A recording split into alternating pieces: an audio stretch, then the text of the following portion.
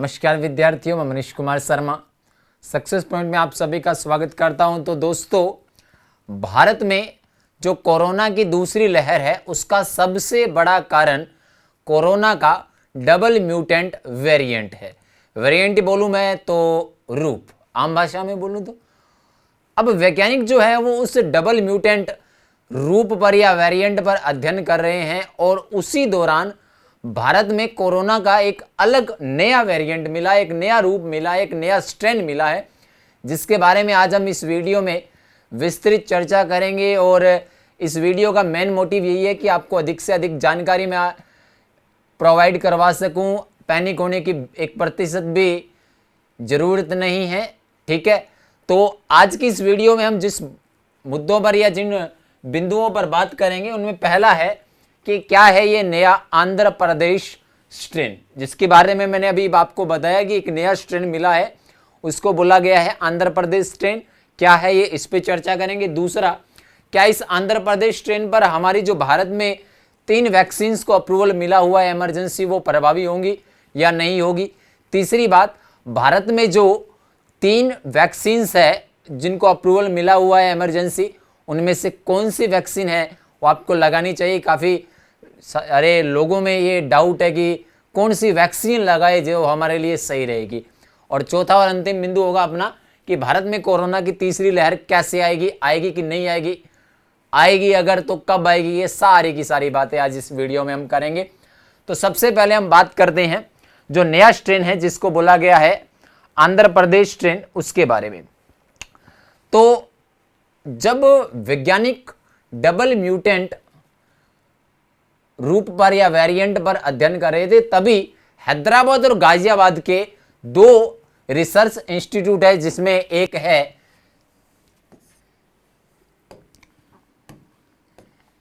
CCMB और दूसरा है ACSIR, ठीक है। ये आपको पता होना चाहिए। CCMB ये हैदराबाद में है। कहां पर है ये? हैदराबाद में। और ये कहां है? गाजियाबाद।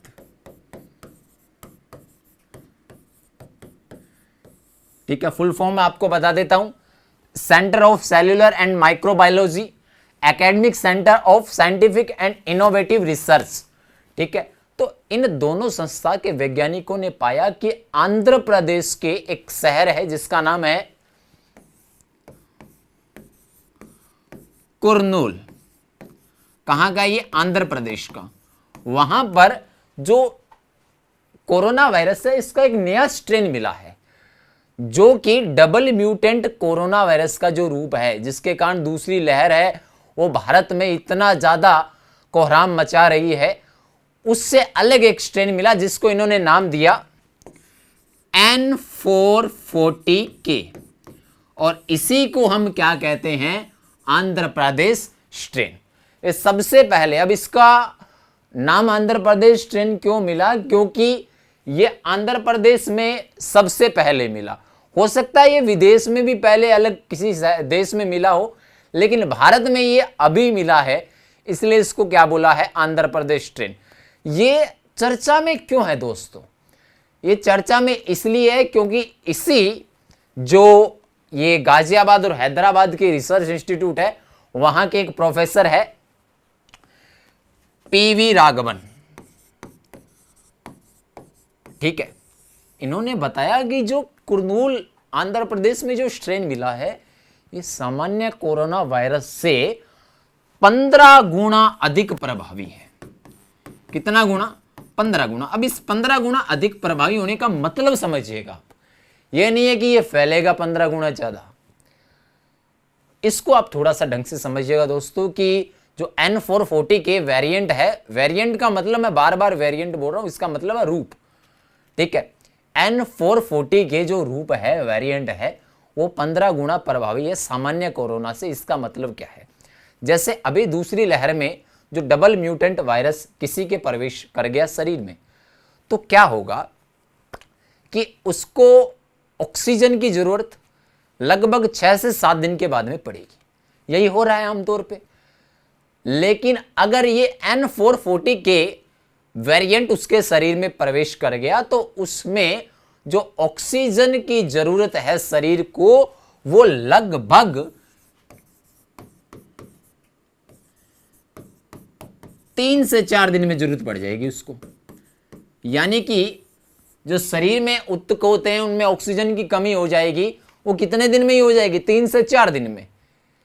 इस स्थिति को कहते हैं हाइपोक्सिया की स्थिति।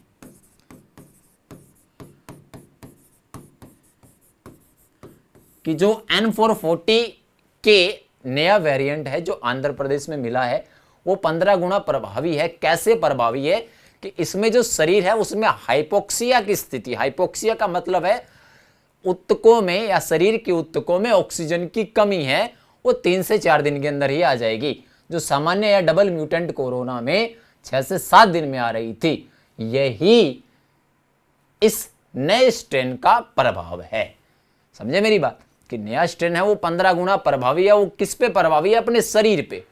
कि जो हाइपोक्सिया की स्थिति 6 से 7 दिन में आ रही थी वो इस N440 के स्ट्रेन में 3 से 4 दिन में ही आ जाएगी। अब क्या है कि ये जो वेरिएंट है वो सबसे ज्यादा, मैं आपको बता देता हूं, आंध्र प्रदेश, तेलंगाना में मिला है।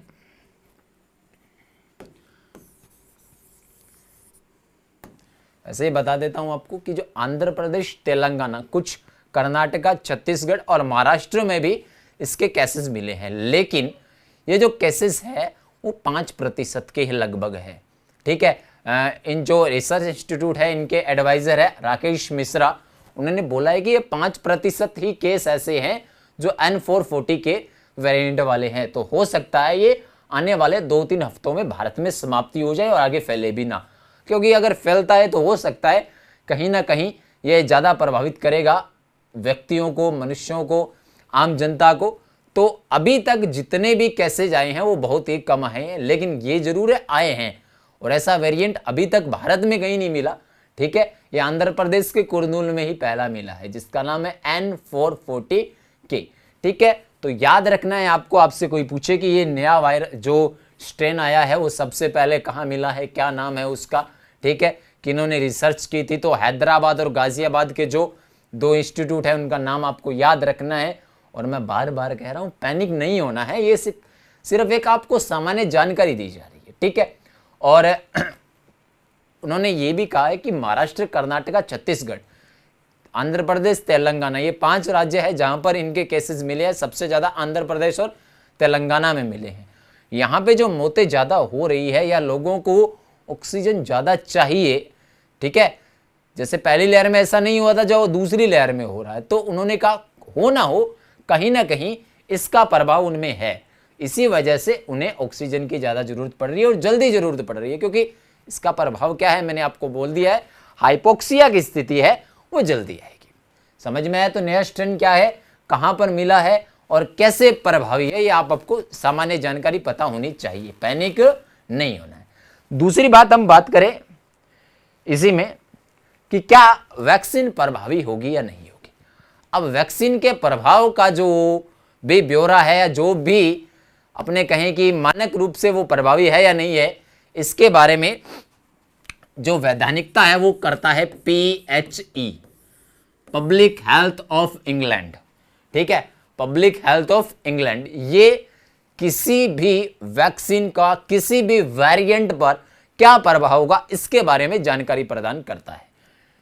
क्या बोला मैंने कि PHE, public health of England, PHE, ये कोई भी जैसे कोरोना का नया रूप आया है उस पर कौन सी वैक्सीन कितनी प्रभावी होगी, ये सारी बातें कौन बताता है? PHE। तो अभी तक भारत सरकार है उसने 2 या 3 दिन पहले ही जो डबल म्यूटेंट वाला जो रूप है उसी को इस PHE में भेजा है कि आप बताइए कि हमारी जो कोवैक्सीन है वो इस पर प्रभावी होगी या नहीं होगी। ठीक है। और किसी भी वेरिएंट के लिए वैक्सीन के अप्रूवल को नहीं मांगा है कि हमारी जो वैक्सीन है इस स्ट्रेन पर काम करेगी या नहीं करेगी। तो कुल मिला के बात यह है जो N440 के जो नया स्ट्रेन आया उस पर अभी तक ICMR ने, भारत सरकार ने, भारत के स्वास्थ्य मंत्रालय ने, किसी ने भी कोवैक्सीन के प्रभाव के बारे में जानकारी नहीं मांगी है कि हमें नहीं पता करना अभी ये प्रभावी होगा या नहीं होगा, क्योंकि अभी हम उसी चरण में चल रहे हैं जहां पर डबल म्यूटेंट पर भी हमें नहीं पता कि क्या प्रभावी होगा या नहीं होगा। ठीक है, कि वो भी अंडर इन्वेस्टिगेशन है अभी तक। जो अपनी कोवैक्सीन है वो डबल म्यूटेंट पर प्रभावी होगी या नहीं होगी, PHE अभी भी इस पर जानकारी प्रदान कर रहा है, हमें अभी भी उस पर अपने को ठोस बातें हैं वो नहीं दी है। ठीक है, तो प्रभावी होगी या नहीं होगी इस पर कोई चर्चा नहीं है अभी तक। भारत सरकार ने भी इसके लिए कुछ नहीं किया है, सिर्फ अभी स्ट्रेन मिला है और उसके बारे में कुछ एक जानकारी हमें मिली है। तीसरी बात जिस पर हम आज की इस वीडियो को बनाया है कि कौन सी वैक्सीन लगाएं, कौन सी वैक्सीन हमारे लिए सही रहेगी। तो भारत सरकार ने अभी तक 3 वैक्सीन जो है उनको इमरजेंसी अप्रूवल दिया है कि इनको हम लगा सकते हैं व्यक्तियों में। अभी तो 1 मई से 18+ के जितने भी व्यक्ति हैं उनका वैक्सीनेशन जो है वो शुरू हो चुका है। आप भी आरोग्य सेतु ऐप या कोविन जो साइट है उस पर रजिस्ट्रेशन करवा सकते हैं और ज़्यादा से ज़्यादा व्यक्ति रजिस्ट्रेशन कराएं ताकि वैक्सीनेशन है वो जितना ज़्यादा होगा उतना ही कोरोना को हम हरा पाएंगे। ठीक है, कोरोना का हराने का एक ही काम है, वैक्सीनेशन। ठीक है, तो सबसे पहले मैं बात करता हूं कोवैक्सीन की। पहली वैक्सीन जो है वो कोवैक्सीन है और जैसे आपको पता है ये भारत की है, अपनी स्वदेशी, जिसको बना रहा है भारत बायोटेक। अब ये किस पर आधारित है, कैसे है, ये सारी बात आपको पता होनी चाहिए। ठीक है, इसमें वायरस को इनएक्टिव फॉर्म में शरीर में इंजेक्ट किया जाता है। अगर मैं आपको आम भाषा में बोलूं तो जो वायरस है उसको निष्क्रिय अवस्था में शरीर में प्रवेश करवाया जाएगा। जैसे अब मेरे अंदर कोरोना वायरस नहीं प्रवेश किया, सुनिएगा मैं एक प्रैक्टिकली बता रहा हूं आपको, बिल्कुल इजी वे में समझ में आ जाएगा कैसे काम करेगी। ठीक है, मेरे अंदर कोरोना वायरस नहीं है, मेरे को वैक्सीन लगा दी, कोवैक्सीन लगा दी। अब मेरे अंदर कोवैक्सीन में क्या डाला गया है, निष्क्रिय अवस्था में वायरस को डाला गया है। अब जैसे ही मेरे अंदर कोरोना वायरस प्रवेश करेगा, ये जो निष्क्रिय अवस्था में वायरस डाला गया है ये क्या हो जाएगा, सक्रिय हो जाएगा और उसको खत्म कर देगा। समझ में ही बात कि जो निष्क्रिय अवस्था में मेरे अंदर वायरस डाला गया है, जब शरीर के अंदर वायरस प्रवेश करेगा प्राकृतिक रूप से, तो जो ये निष्क्रिय वायरस है ये सक्रिय होकर एंटीबॉडीज का काम करेगा और उसको खत्म कर देगा। समझ में आई बात। अब इसमें जो दूसरी डोज है वो कितने दिन में लगेगी, 28 दिन में। और ये लगभग दोस्तों 80 से 85% प्रभावी है। ठीक है, तीनों का कंपैरिजन करूंगा, आप खुद बता दोगे कौन सी प्रभावी है। दूसरी डोज कितने दिन में लगेगी, 28 दिन में। और इसके अंदर डाला गया जाएगा वायरस को निष्क्रिय अवस्था में। और ये कौन सी वैक्सीन है, कोवैक्सीन। पहली वैक्सीन जो भारत की स्वदेशी वैक्सीन है, खुद की अपनी बनाई हुई, भारत बायोटेक के द्वारा बनाई गई वैक्सीन है। दूसरी वैक्सीन की बात करूं मैं तो सीरम इंस्टीट्यूट के द्वारा जो कोविशील्ड बनाई गई है,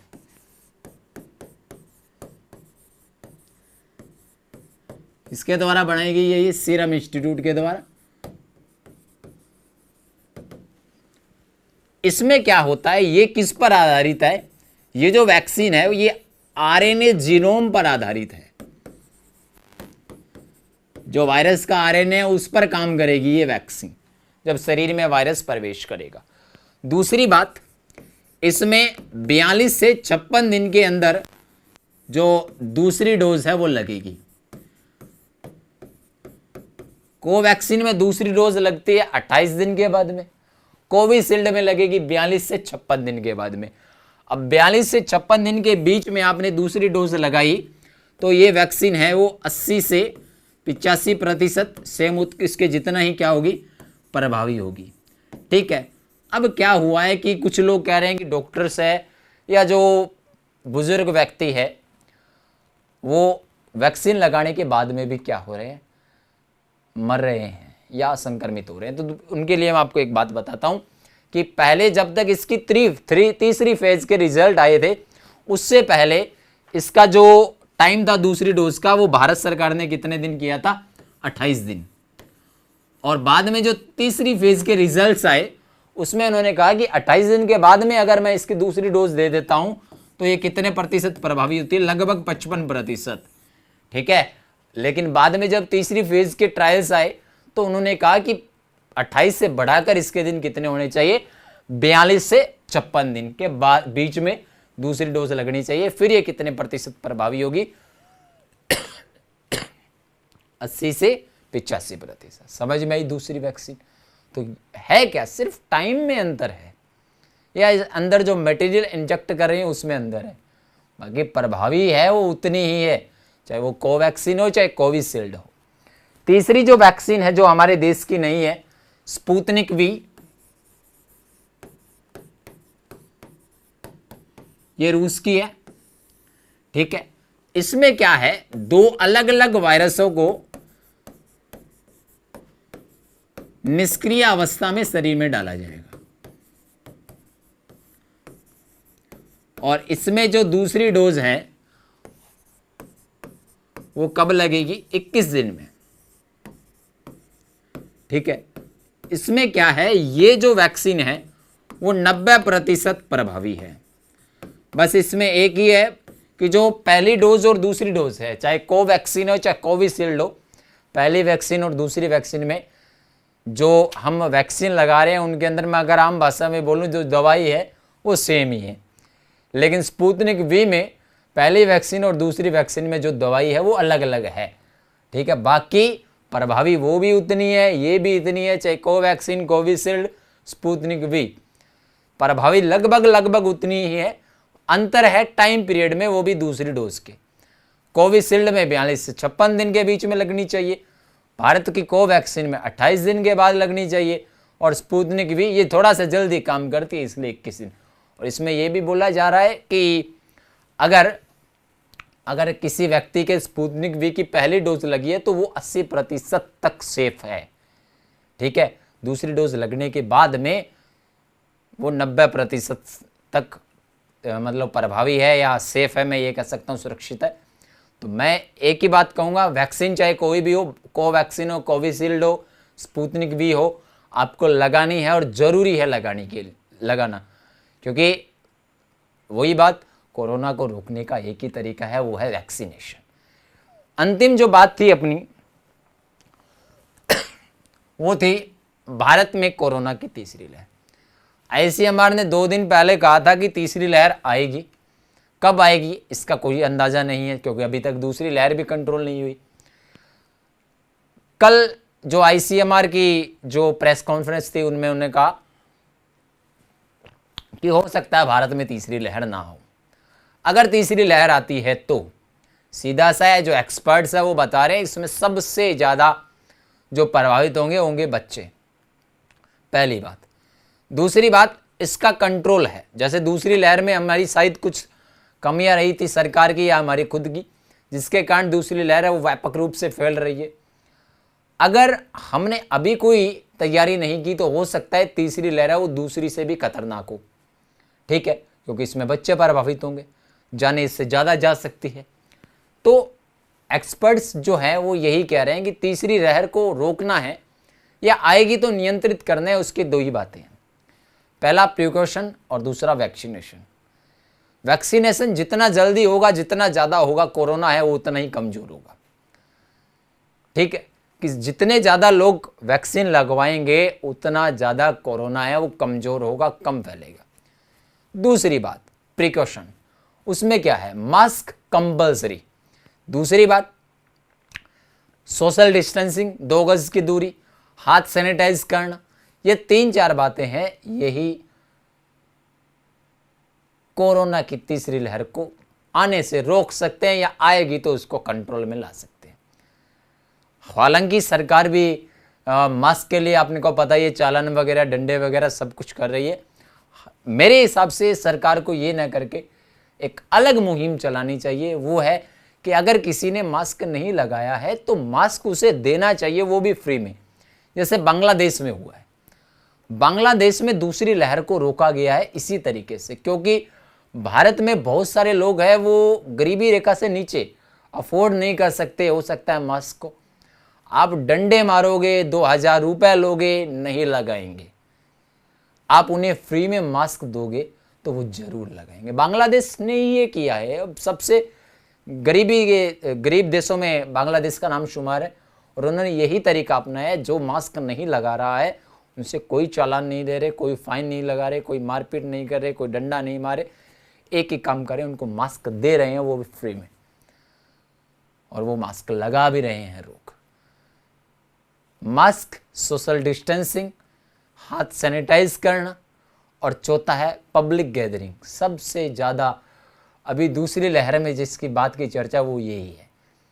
तो तीसरी लहर आएगी तो हमें ये करना है, नहीं आई तो भगवान का शुक्र है नहीं आएगी, लेकिन 95% आएगी। और सबसे ज़्यादा उसमें प्रभावित भी बच्चे होंगे। तो उसके दो ही मतलब नियंत्रित करने के तरीके हैं, वैक्सीनेशन और प्रिकॉशन। ठीक है, तो अपने वही करना है। और मैं एक बार अंतिम में आपसे यही कहना चाहूँगा कि जितने भी व्यक्ति एलिजिबल है वैक्सीन के लिए, वो वैक्सीनेशन में ज़रूर भाग ले। ठीक है, आप अपनी सुरक्षा, अपने परिवार की सुरक्षा, आपके चाहने वालों की सुरक्षा, सबकी सुरक्षा करेंगे। ठीक है, तो उम्मीद करता हूँ आज का वीडियो आपके लिए काफ़ी जागरूकता वाला रहा होगा। ठीक है, और अंत में वही कहूँगा, पैनिक नहीं होना है, ध्यान रखना है, घर पे रहकर, घर से बाहर नहीं निकलना है।